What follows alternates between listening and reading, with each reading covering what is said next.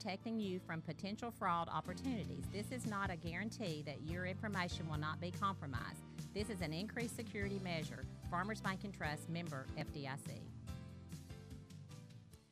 And very good morning to you at 9:02. You're listening to WPKY The Tiger, and it's time now for the Sideline Report, brought to you by the Times Leader and WPKY. And pleasure to welcome into the WPKY studios Times Leader Sports Editor Todd Griffin. Good morning. Good morning. Another big week of sports. Another big week of sports. We were talking off radio. Just, man, where do you start and what you do? Because, I mean, locally, nationally, I mean, it is just, I mean, sports is making news.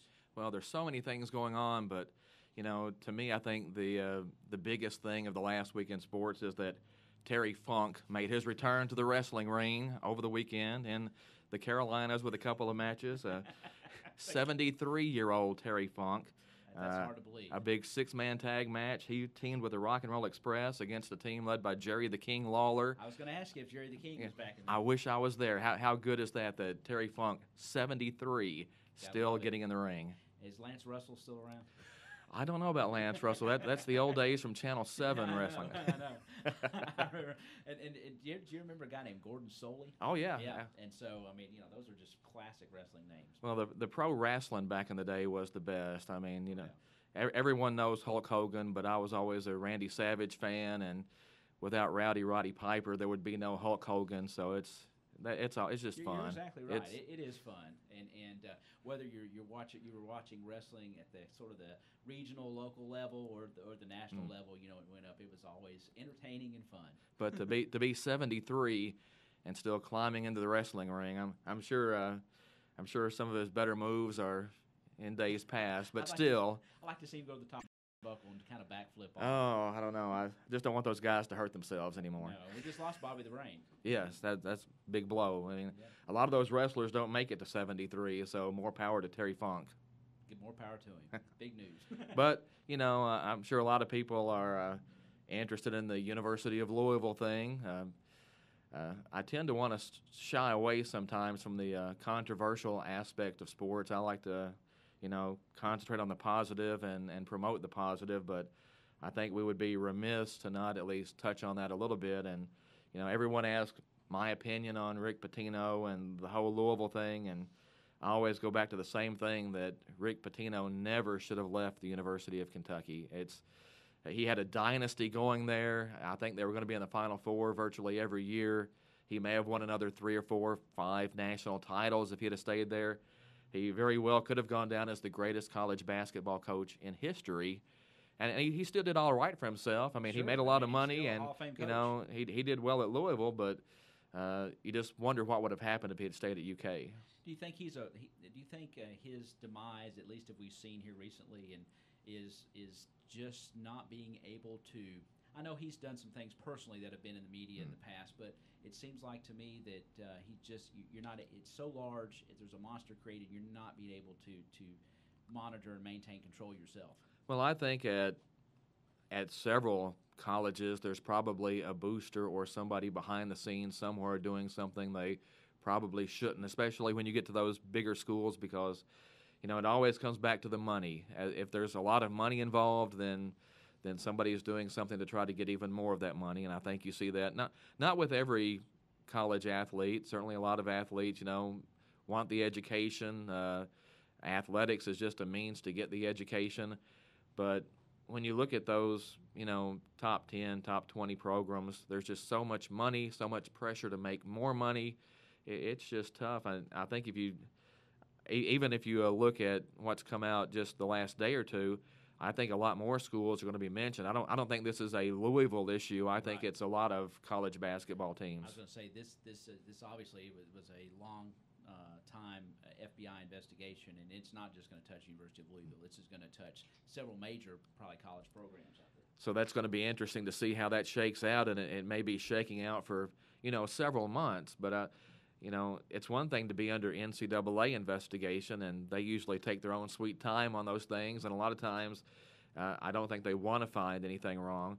When you get the FBI involved, it's a whole different ballgame. Yeah, because it not only involves boosters and athletes, but you've got, you know, financial folks involved at different levels. And so it's going to encompass a wide range of activity. But again, that's one of those negative things, and it's sort of like the NFL protest. People are going to do what they want to do. You can't make anybody do anything. So I think you just have to kind of let that go. And again, I'd rather concentrate on some of the positive things going on than to spend all the time worrying about something negative. I'm with you on that. I totally agree. So in that respect, football, There we go. Caldwell County football. Yes. The Tigers with another big test this week at Union County. There's no week off this season for Caldwell County football. I think I said it last week.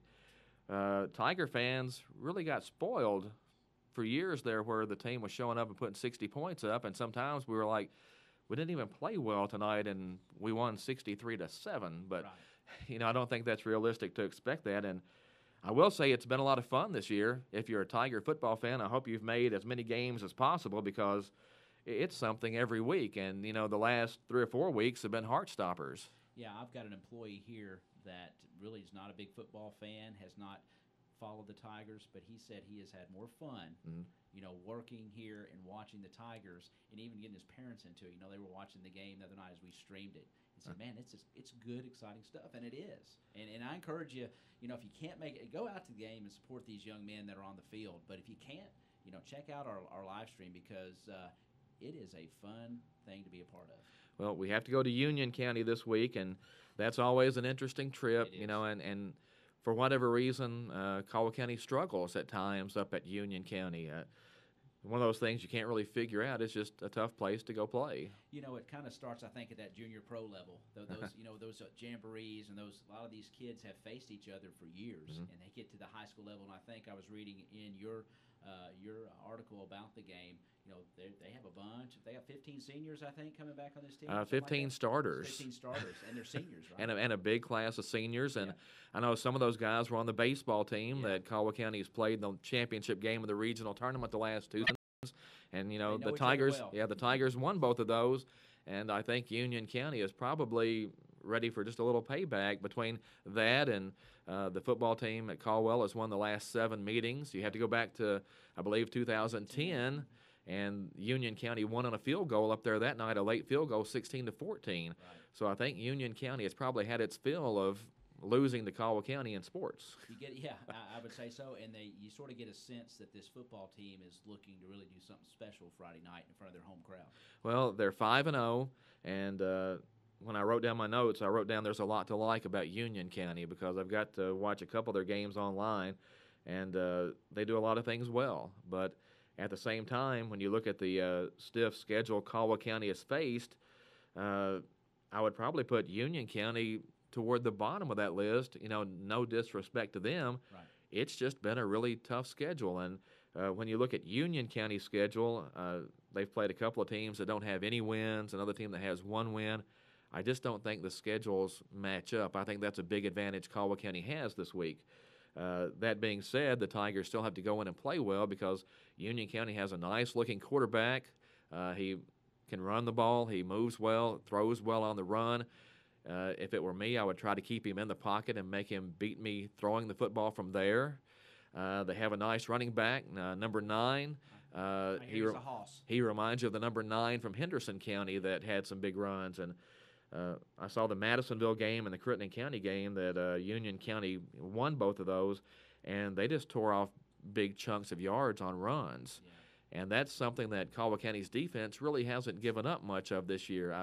You go back and look at the final stats, and there have been some games where teams compiled yardage, but it's because they ran 80 plays. They might have 300 yards rushing, but they were getting that, 6, 7, 8 yards at a time. The Tigers weren't really giving up 30, 40, 50-yard runs. Yeah. And I think we're going to probably get a dose from Union County the same as we did Paducah. A lot of I formation and a lot of running and movement and not much throwing. They do spread you out just a little bit more than Paducah Tillman did. It became very obvious pretty early in that Tillman game that they just were not going to throw the football. If it's 4th and 8, they're probably going to run the football. Yeah. And it works for them. I was impressed. Tillman was a better football team than I thought they were. Yeah. Now, it hurt last week that Hunter Van Hoosier was out. That takes away one of your best tacklers. And, no doubt about it. those linebackers are sort of the heart and soul of the defense. So when, you take one of them away, it really hurts the Tigers on defense. And hopefully he's back this week, because that could be a big deal the way Union County wants to run the football. No doubt about it. And, yeah, Todd, I think just watching that game, it'd been a long time I'd seen a high school football game where you didn't see it. I mean, the guy had two. One pass was to our player. Yeah. And the other pass was not a very good like pass. A 6-yard pass, yeah. To his player. So, I mean, that was a pretty neat football game to watch. But when you watch Union County, they do throw the ball some, but I think against Caldwell County, what they've done in the past is they've tried to establish the run. I'm sure they'll try to do that. I'm sure they've looked at Henderson County and saw they had 300 yards of rushing offense, and Paducah-Tillman had 300 yards. And if I were Union County, that's what I would concentrate on. No doubt about it. And it's always a physical game up there. I mean, those kids are physical and big, and they'll hit you. And, we're going to be in a game Friday night. Oh, it will be. And, that goes back to Caldwell's schedule, though. I don't think people appreciate maybe that how physical the last couple of weeks have been. I almost felt bad for some of those guys on defense last week because Paducah-Tillman was bringing it.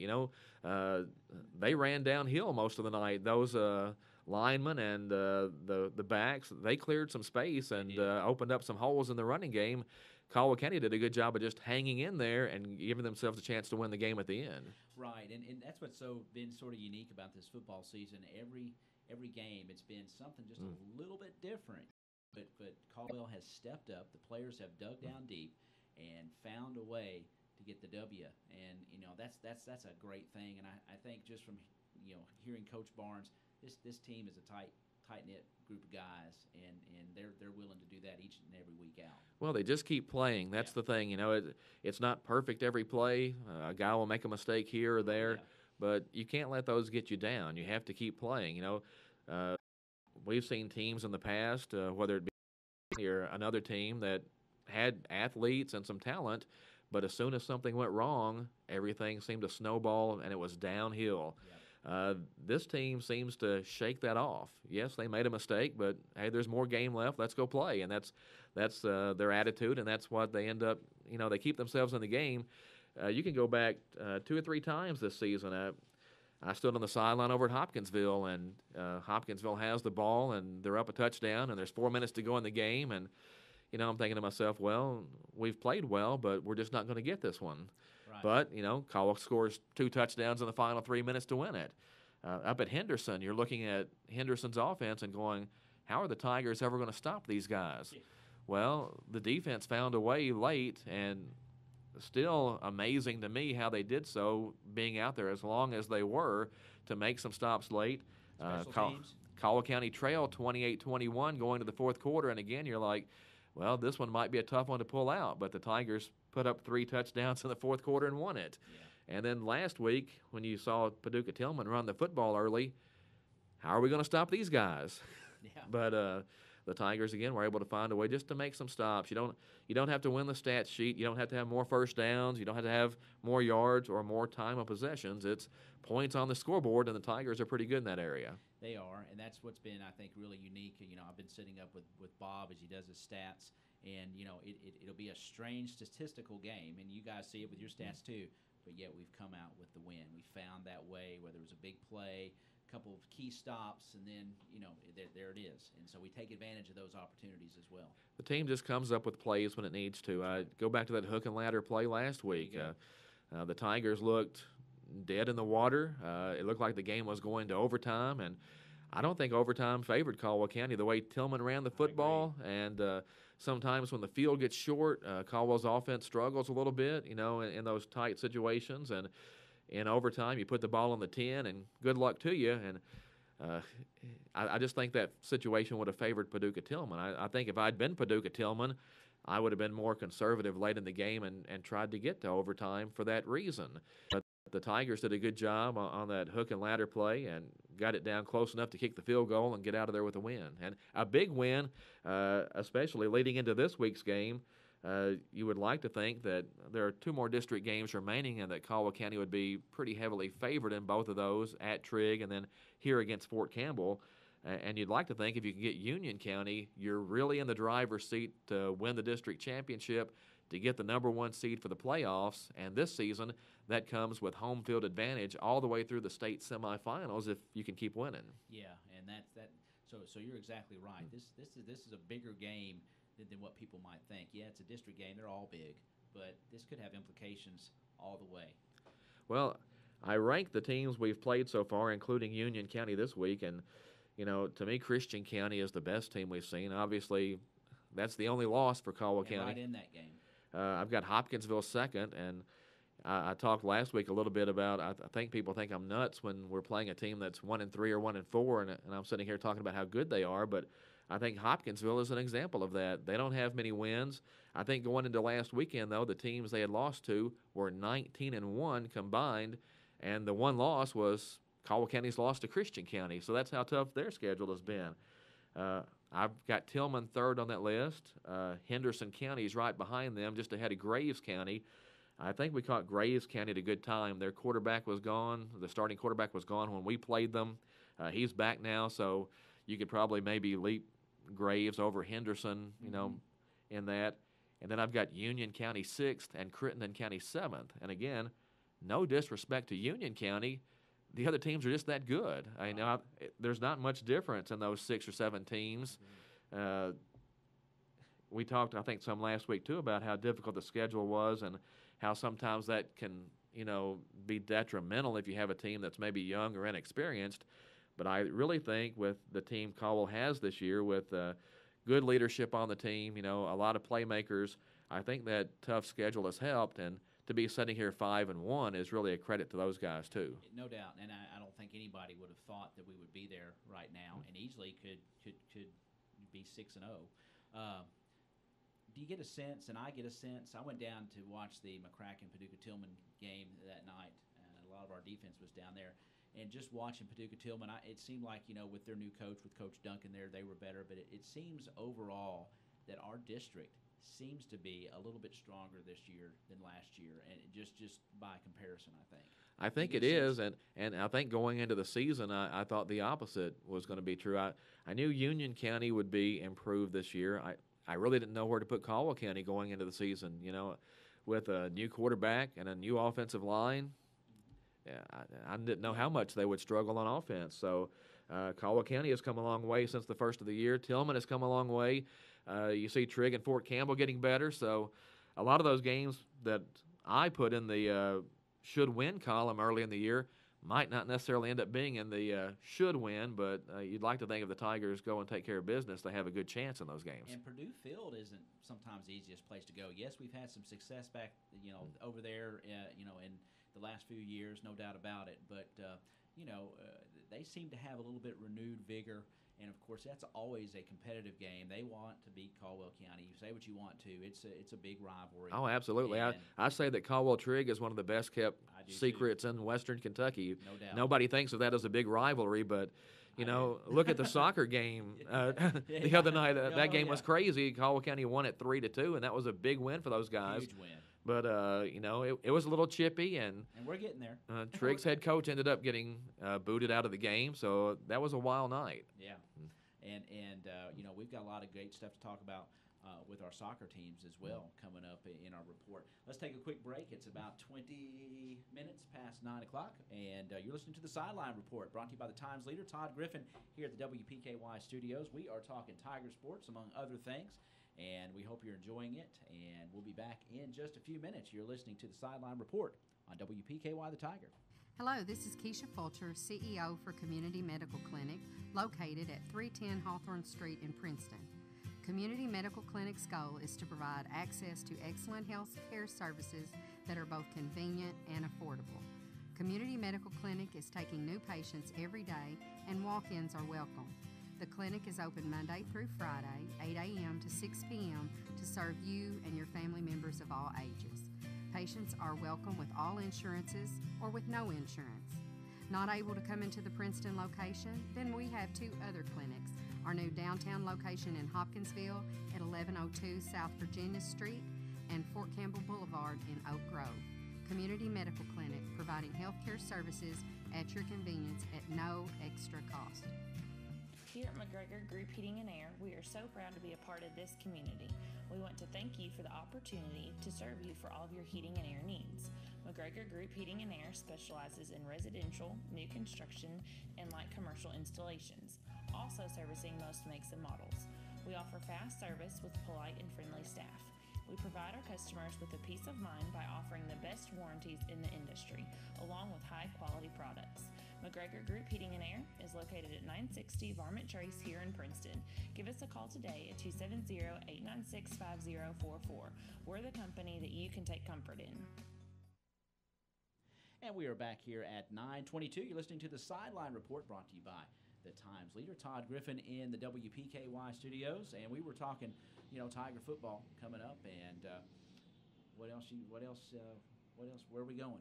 Well, we could talk Tiger football for the entire hour every week and still have some things left over, but, we do want to mention some other things, and the golf regionals were this week, and, a shout-out to Cullen Brown at Lyon County. He won another first region championship. It's the second straight year he's the regional champion, third time overall, and the guy is the defending state champion. I don't think you can ever understate, being a state champion and how difficult that is, and Cullen is a real classy individual. His family is great, and, good to see good things happen to good people, and congratulations to him in Lyon County, and Definitely. hope he does well at state. Again. Always a fun day when you get to spend time out on the golf course. I remember when I played golf in high school. About took the head off a New Era photographer one time, Todd. So. Oh no. Yeah, I did. But and Campbell played in the regional, the first region tournament. Was it Tuesday? I think. Yes. Yeah. Shot an 83, I think, and finished 13th. I don't think, that was quite where she wanted to be, but overall great year, and under tough conditions, really, to be the only golfer. Yeah, golf is a difficult sport anyway, and when you see somebody, going back to Cullen Brown, who's had that extended success, I mean, that's really difficult to do, and he had to go to two playoff holes before he won it. He had to save par on the 18th hole in regulation.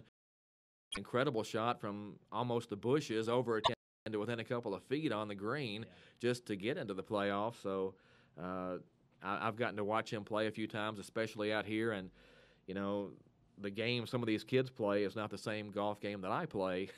Right. I get that. But they're enjoyable to watch, and it's just amazing how good and how consistent they are. Yeah, and if you've never played golf, it's 90 plus mental. There's no doubt about it. Absolutely, yeah. And to maintain that focus and to play consistent like that is quite an achievement.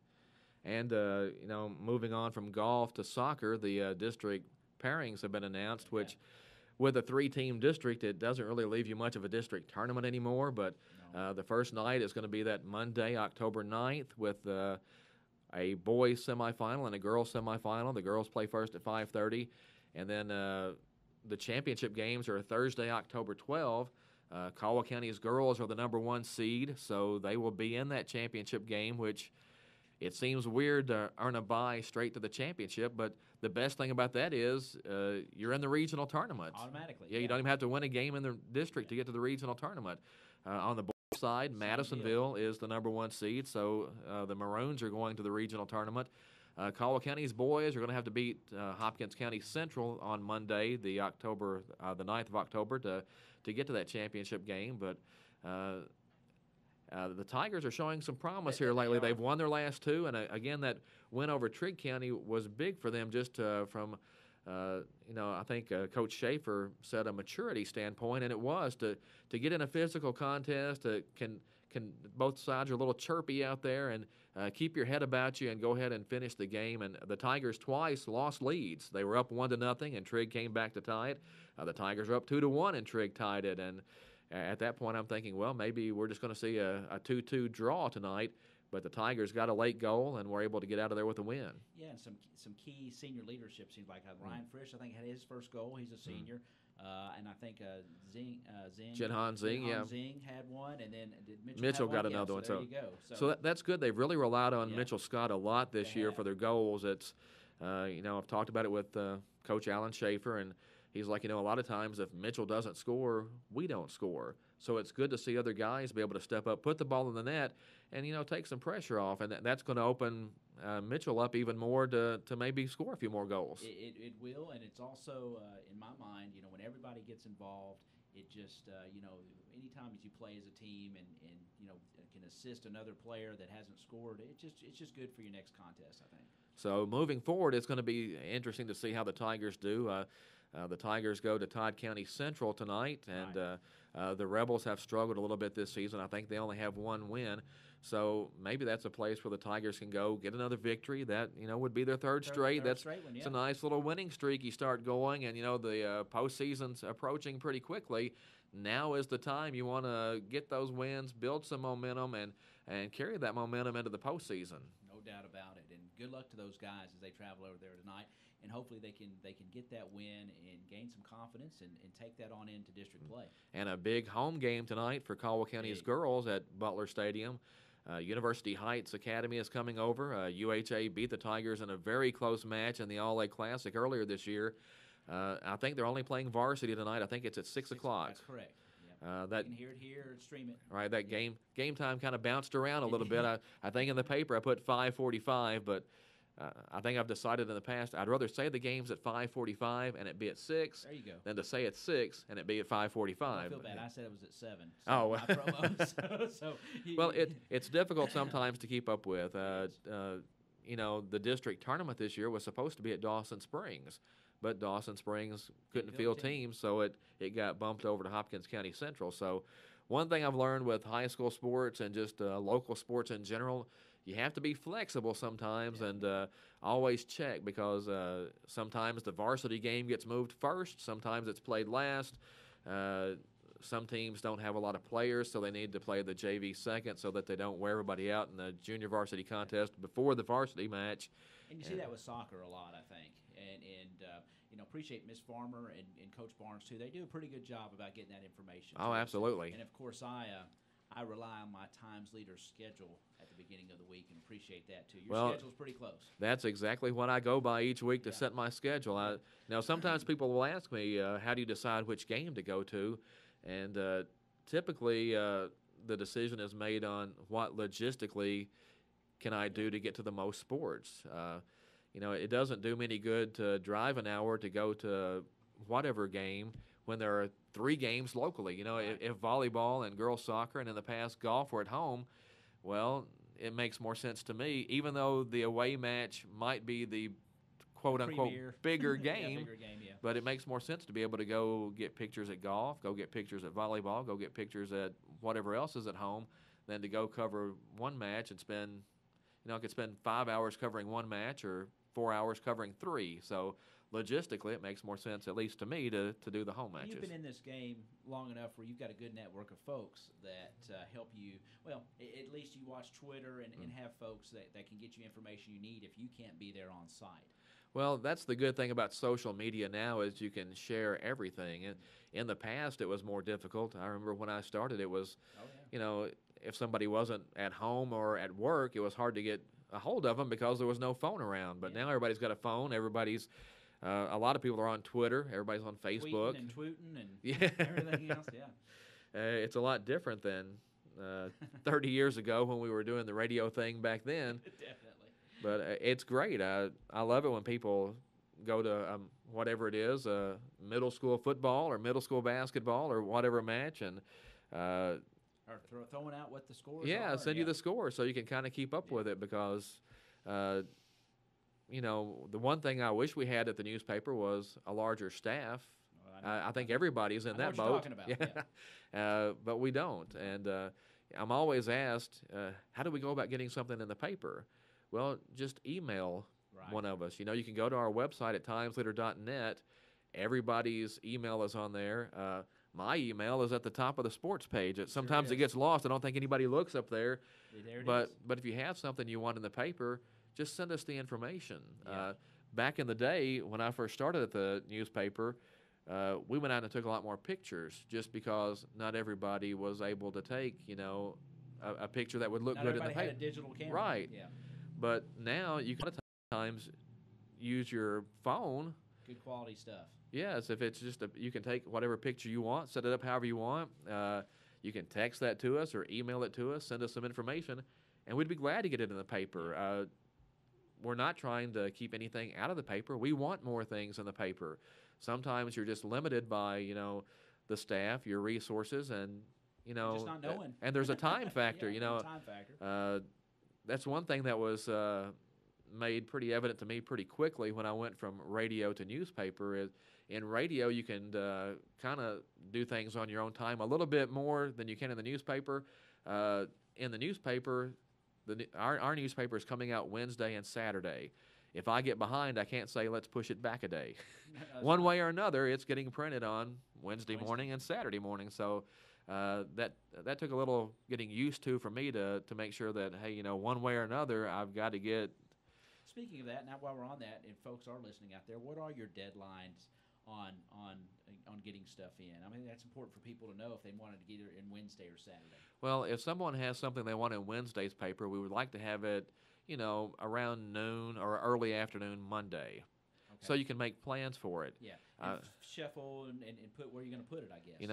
A lot of times by Tuesday, if someone brings something in and wants it in Wednesday's paper, then you have to try to find space for it, because Monday and Thursday are the days we kind of try to lay out the paper, try to decide what's going to go where, how much room to devote to this story or that story. Mm-hmm. So if you can get your information in before then, we can make plans. As a matter of fact, if we have stuff early enough and we see we have additional information, additional stories and pictures, we can add pages. Right. By Tuesday, it's kind of late to do something like that. I know for ads, I think the deadlines are Monday at 5 o'clock and Thursday at 5 o'clock for those papers. But, we'd be glad to work with anybody. If anybody has something they want in the paper, if you have a legitimate news item, there's no charge for that. Right. I think sometimes people think they have to pay to get it in there, and you don't. If it's a legitimate item, if you have an announcement, get that to us, and we will paper. You don't have to buy an ad. If you'd like to buy an ad, that's fantastic. Right. We'd be more than thrilled to sell you one, but we want the newspaper to be the community source to get their information. We want as much stuff in there as possible, and I'm sure you're the same way at the radio. Yeah, you want people to tell you what's going on so you can relay that information to everyone else. And we rely on that. I mean, like I said, when you don't have the staff and you're out there, you count on folks to just contact you, and sometimes it can be. It's a little frustrating at times because sometimes they just think of the paper, or sometimes they might just think of the radio, and then one of us will have it, and one of us won't. But the good thing is we cooperate somewhat, and that's what's kind of fun about this and being able to do that. We help each other out, and we are blessed in this community to have two great media sources here, and we're just it's a lot of fun.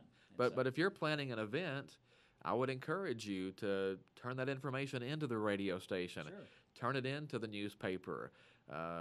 If it's a really big deal, get it to the newspapers and radio stations in the surrounding area. Put it on Facebook. Share it often. Get it on Twitter.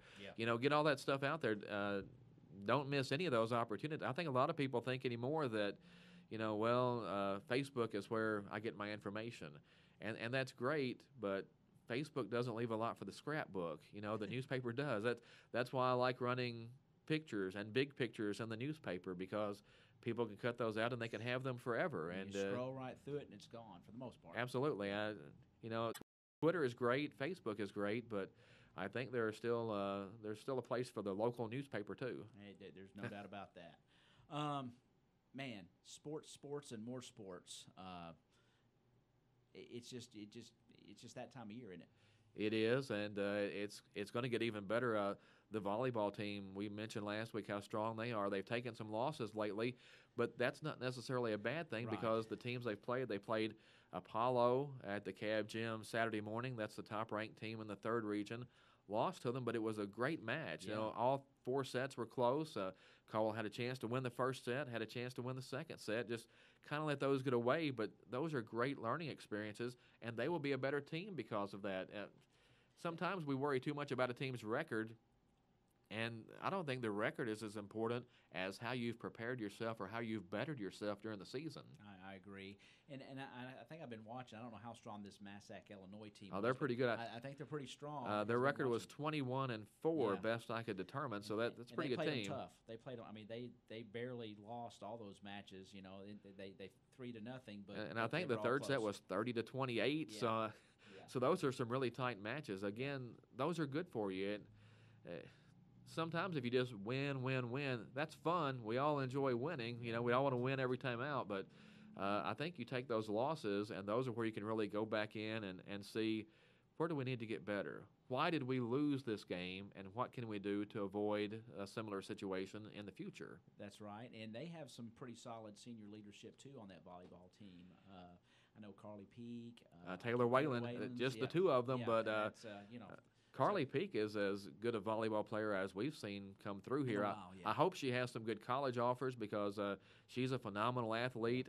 We talked last week that a lot of these kids could play any and be a pretty good athlete, but I encourage everyone to go out and check out the volleyball team. I think it's a little while before they have another home match, maybe a week or two. They play Christian County maybe October 12th.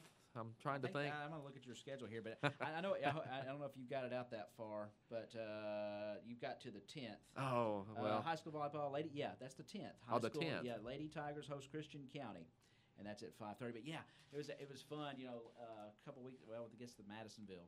Was it recently? Oh, yes. Yeah, that was my first one to go out there, and boy, it was action packed. It was fun and a great crowd. Go out and watch those ladies play their next home. Well, the thing about the volleyball crowds is they're very vocal. They are, and not just our crowd, but the people Madisonville had there that night. Oh, yeah. It was a fun back and forth, and it was a competitive match, and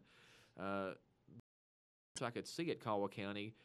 A big volleyball match in front of a packed house at the Cab Gym. And I know the Lady Tigers would like that too. The unfortunate truth about fall sports, though, is there's so much going on at the same time. When the two soccer teams play in different places, it hurts the soccer crowd. It does. When you go to a volleyball game, if the soccer teams aren't playing, a lot of times you see those kids out there. And if volleyball's not playing, you see them at the soccer matches. So when you have all three playing at the same time, it really takes that crowd away from all of them. But I would like for one time, maybe in the future when they host the district tournament or whatever, maybe they could have a night where everybody could just get out there and really fill the gym up because it is an amazing atmosphere. And before Caldwell County had volleyball, it's relatively a new sport. I think 2001, I believe, was the first year Caldwell County had volleyball. I'm just amazed at the ebb and flow of the game. The action is almost nonstop. There's not a lot of breaks. It's just really an amazing atmosphere and a fun time. And I would encourage anyone, if you haven't seen one, check it out. It is, and that was my first one. Of course, I've watched college volleyball on ESPN. I love watching the Olympics, the beach volleyball, and all that. But it is. It's action packed and it is fun. In fact, and there's another thing I failed to mention going on tonight at our soccer game, our girls' soccer game at home. They're going to serve high school students. First 100 in, free meals tonight. Oh, really? I didn't know that. That's awesome. Yeah. So that's a way to get the student section out. Of course, we've got a great student section at these soccer games, the Caldwell Crazies, I think they call themselves, and of course they're at every sporting event. And available on Twitter. That's right. And yeah, the first 100 high school kids in tonight are going to get a free. It's a tenderloin sandwich, chips, drink, and I think a brownie or water. And just so head on out there, kids and adults. Encourage your kids to go out there and support these ladies here at Butler tonight. Well, that's great, and I would love to see the school have some games where they just let students in for free or whatever. I don't want to start spending somebody else's money or whatever. And I don't really want to get in a situation where I'm telling the school, hey, you need to be doing this. But I think we should want people at games. We want to encourage everyone to get there, and sometimes it's tough. It seems like the admissions charges just keep getting higher and higher, and part of that is because other schools start charging more, so you have to kind of match it. I think the thinking is if our parents go someplace and pay $5 to get in, it's only right that when they come here, same the other team's parents. Yeah. So but I would love to see just or dollar night where everybody gets in for $1, Yeah. just anything to get people in the stands, because I guess this is happening in a lot of schools or at most schools or whatever, but it seems like the crowds just aren't as large as they used to be. And I know a lot of people are busy. There's a lot of things on TV. During basketball season, you can stay at home and watch 4 games on TV that night, so people don't want to get out. But I kind of miss the days where the big thing was going to the basketball game or going to the soccer game or going to the football game, and it would be fun to get back to that, to where, and not everybody can make every game, and maybe some people can't afford to come 4 or 5 nights a week, but I wish people would just kind of maybe pick out a night and look for that key game, that big game they really want to go to, and get fired up for that one and go check it out. Yeah, because it'd be glad you did. There's nothing, there's no bigger thrill, I think, for these kids than to play in front of a nice home crowd, that's cheering them on.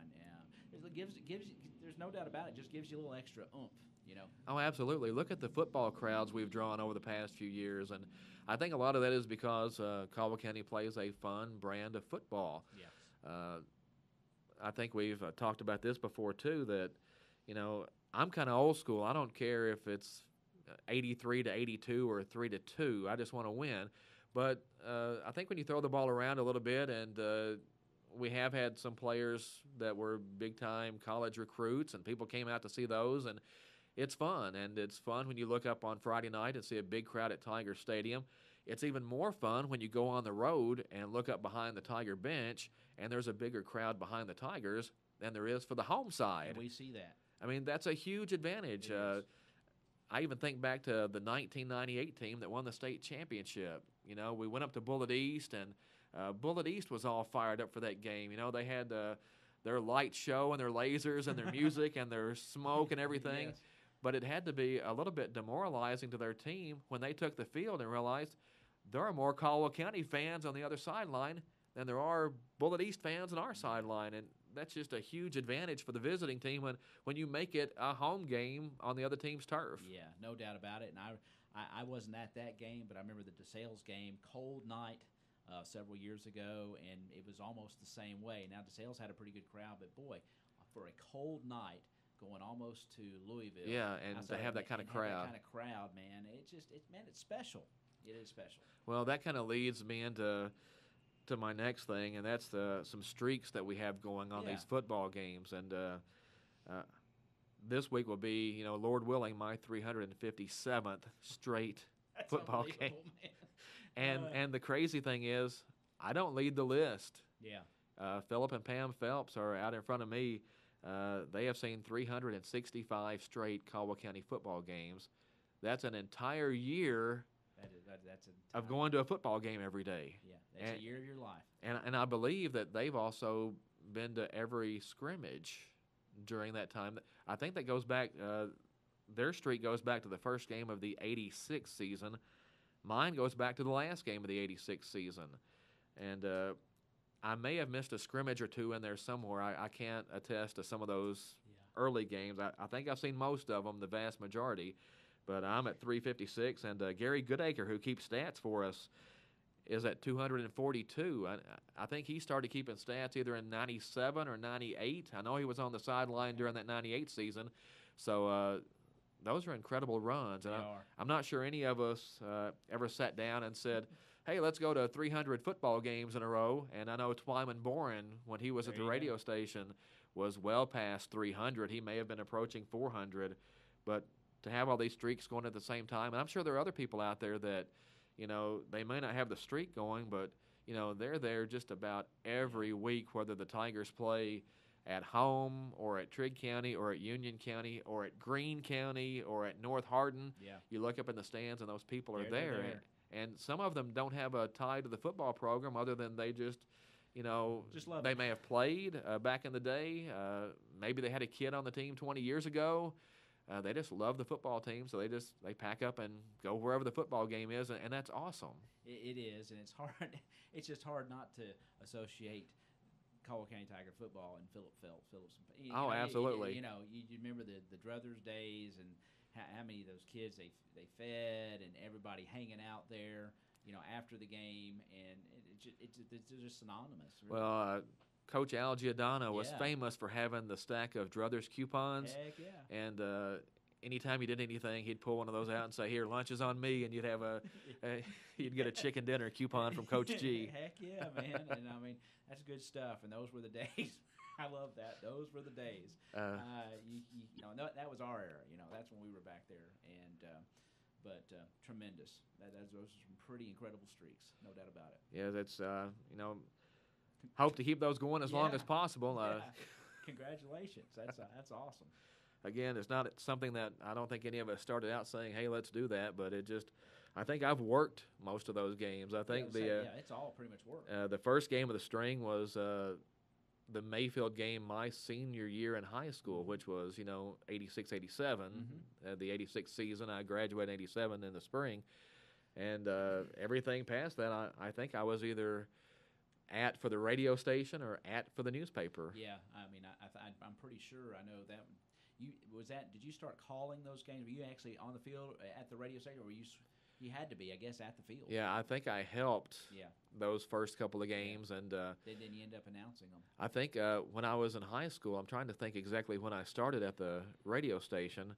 Well, I was still there. I think I did the board when I was like maybe 16 years old. I think I started when I was right at 16, maybe before I even turned 16 at the radio. So I did a season or two. To work in this. Working the controls at the radio station, and then I got lucky enough to go sit in and kind of help and keep a few stats, and then I actually got to do play-by-play for a few years, and did a great job. Thank you. That. Yeah, I enjoyed that, and sometimes I almost wish we could have a throwback game and where I could get to call another game because I really did. Hang on, big boy. Bob might miss one out there, or Dennis or somebody. So Bob just came in and get ready for our. To do some more sports things here at the Tiger. And Todd, the neat thing about all those streaks is many, many memories. I mean, absolutely. Many, and many memories. Just the state championship obviously is going to stick out because when I started at the paper and when I worked at the radio station, Joey Randolph, who's my good friend, was the sports editor at the Times-Leader. And we talked often about how Caldwell County could just never seem to get over the hump in sports. We'd have these great teams or what we thought were great teams, and we just never could get to that point to where we were on that state stage to play for a state championship. And I think at some point we even decided that, you have to, when you have a good team, you need to enjoy the season because they don't roll around all the time. Again, we get spoiled sometimes because we do have really good teams at Caldwell County more often than not.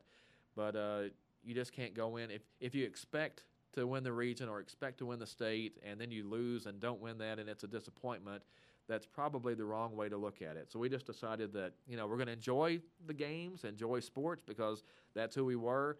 And just if we won the region, that would be fantastic. And we would celebrate those, the small championships, the regional championships, whatever victories came our way. But we were probably never going to see a state championship at little old Caldwell County.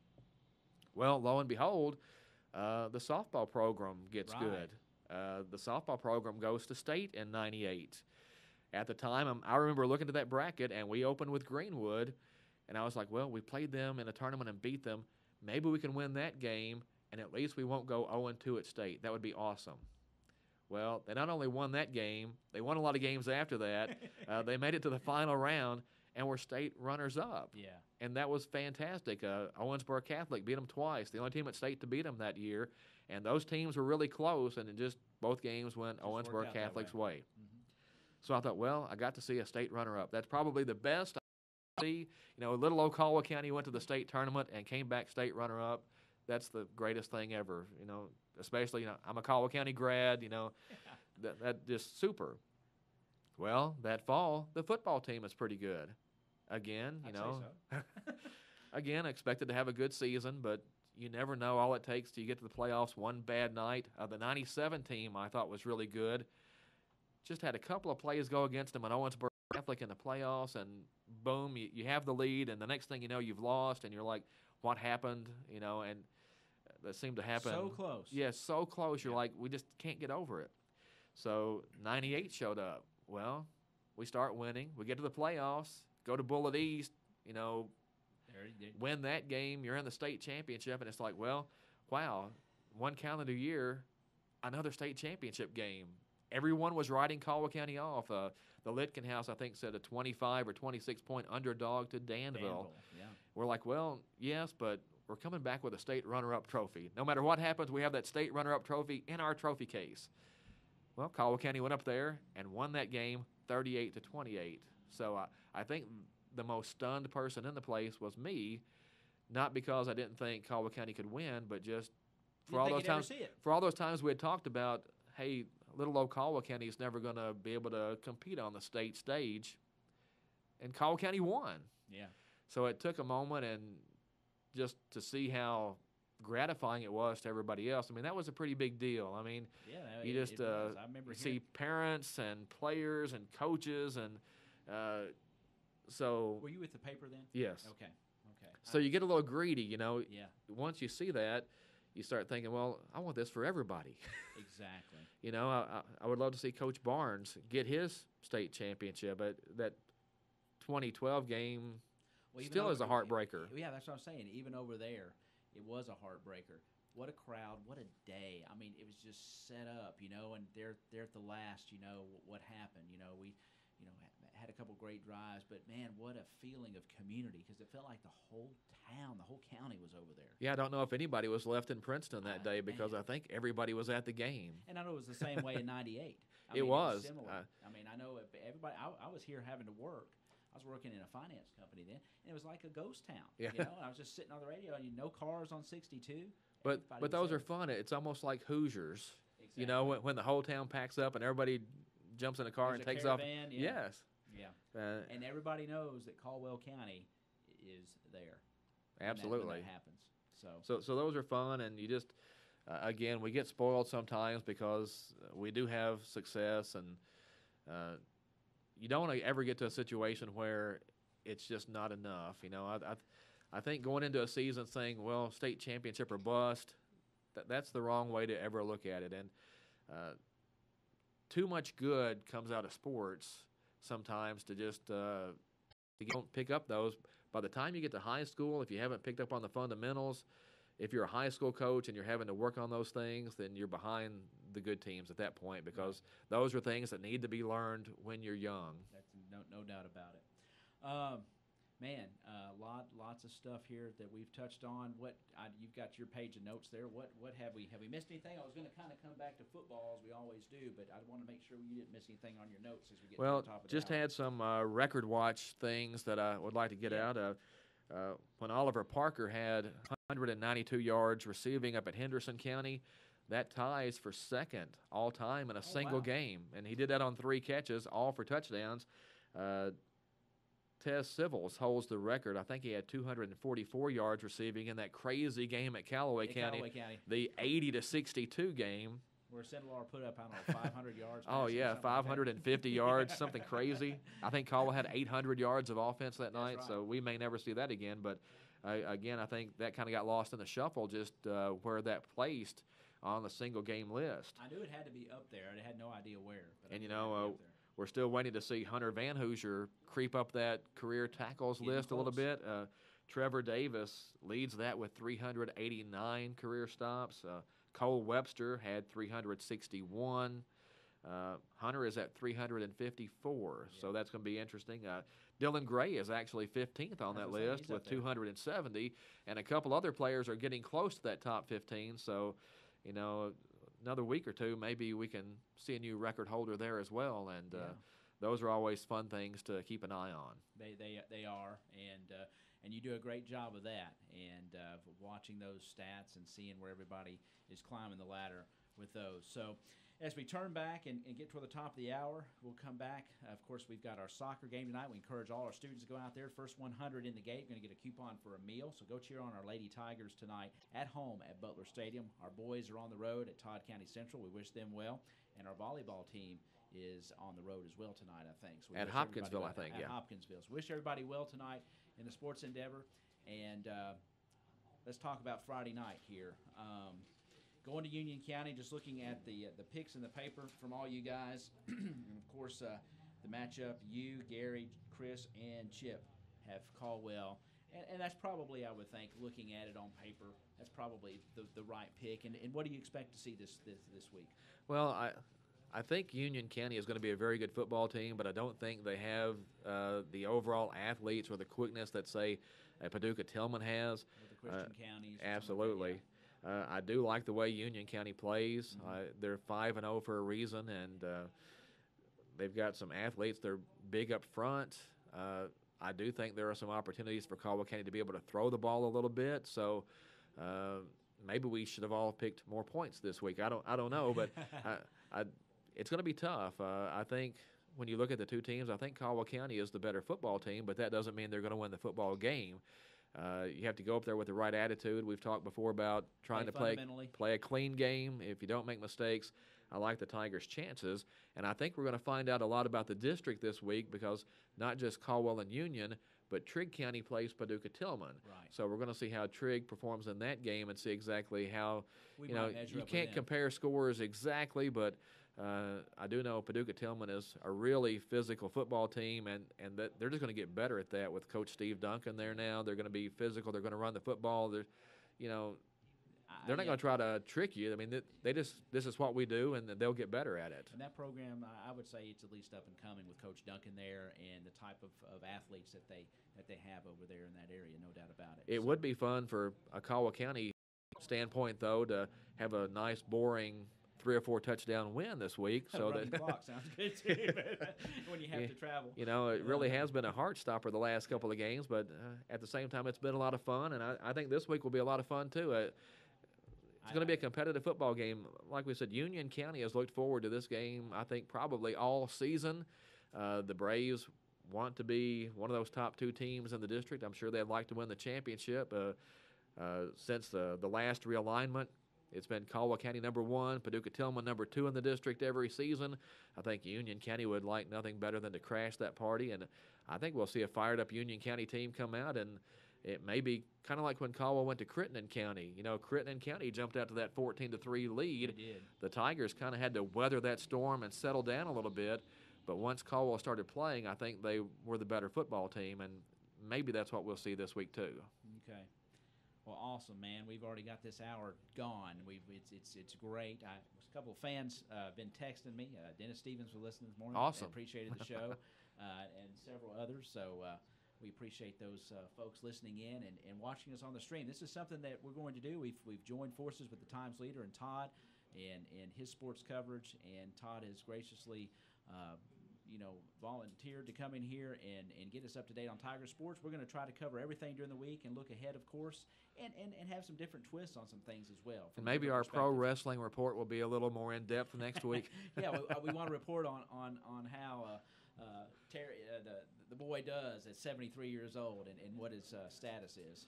I'm just hoping to make it to 73 years old, much less climbing a wrestling ring. That's amazing, but that's fun. I saw that on Twitter the other day, and I was like, that's amazing. That's something we need to bring up. So I was glad we had a chance to talk about that. I'm glad you did. No doubt about it, for all you wrestling fans out there. All right, folks, that's going to wrap up our Sideline Report for this Thursday. Again, it's every Thursday, 9 o'clock, with Todd Griffin, brought to you by the Times Leader and WPKY. It's the Sideline Report. And just stick around, because there'll be some twists and some surprises along the way, maybe some call-in guests as well. And don't forget, tomorrow at 8 o'clock, it's Tri-Shoes Tiger Sports Talk with Gator and DT. That's always fun, entertaining, and informative. And you can catch it right here on your hometown radio station, WPKY, and streaming online at WPKYonline.com. Todd, thank you very much. It's been a pleasure as usual, and we'll see you again next week, and I'm looking forward to it. You're welcome. I think we could sit here and do another hour of sports if we wanted to. No doubt about it. Appreciate your knowledge and what you bring to it, and we'll see you next week. All right, Todd Griffin from the Times Leader, and you've been listening to the Sideline Report here on your hometown radio station, WPKY, the Tiger. Have a good day, everybody. It's a lot of hard work and fast-paced time of year for our area farmers. Harvest time comes around quickly, and no one knows that better than Fredonia Valley Bank. Surrounded by beautiful corn and bean fields for the past 123 years, sits a real community bank, Fredonia Valley